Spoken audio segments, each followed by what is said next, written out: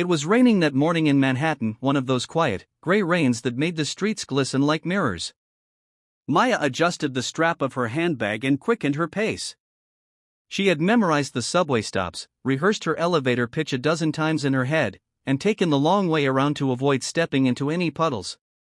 Today was important. Today could change her life. She paused outside the towering glass building on Fifth Avenue, staring up at the cold steel edges slicing through the sky.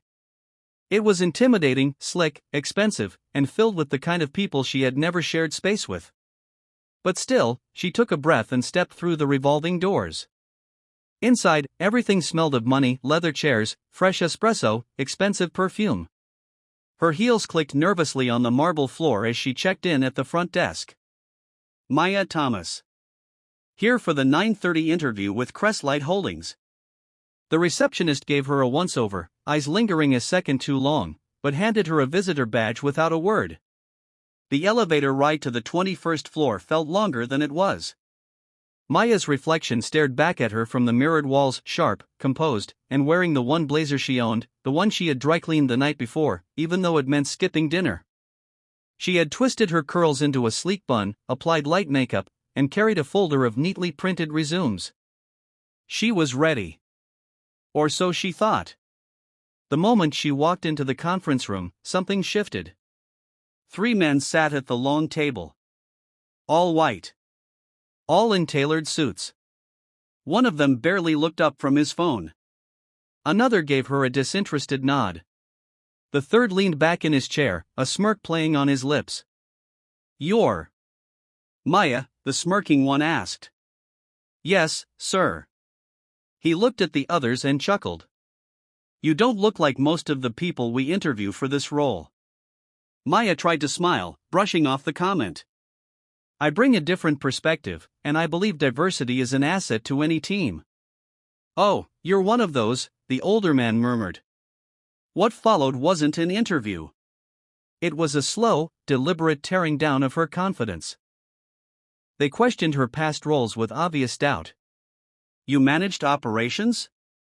"At a non-profit," one of them said, emphasizing non-profit like it was a disease. They interrupted her, laughed at her phrasing, even mocked her tone when she tried to explain her passion for helping others.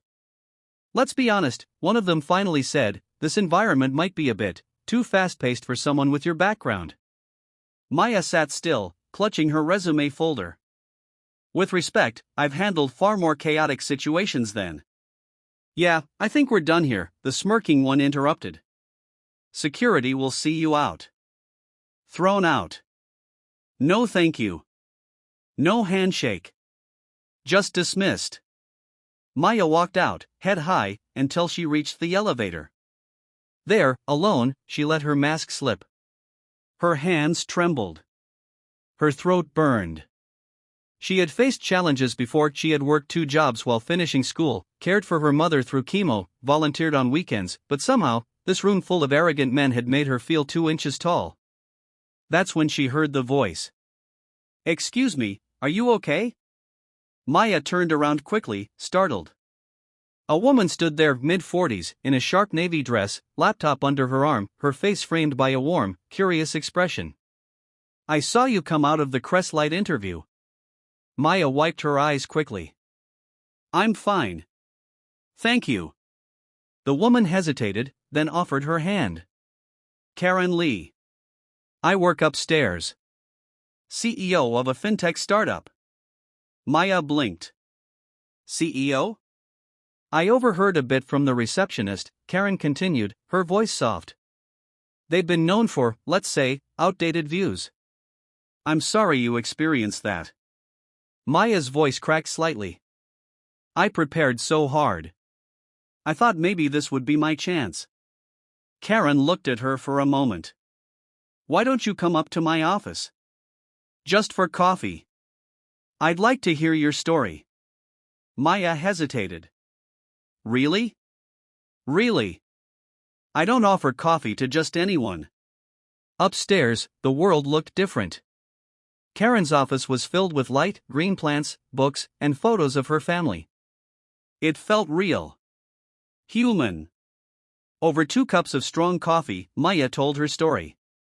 About her role at the nonprofit where she had optimized distribution logistics and managed a team of 6. About the time she organized a relief fundraiser after a hurricane hit the South. About her mom's illness, and how she worked evenings as a cashier to cover medical bills. Karen listened. Not like someone being polite, but like someone who truly saw her. "You're the kind of person I need on my team," Karen said when Maya finished. Detail-oriented. Calm under pressure. Compassionate. Maya smiled faintly. "But I don't have corporate experience." Karen leaned forward. "You have people experience.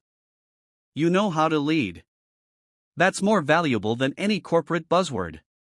Then she paused.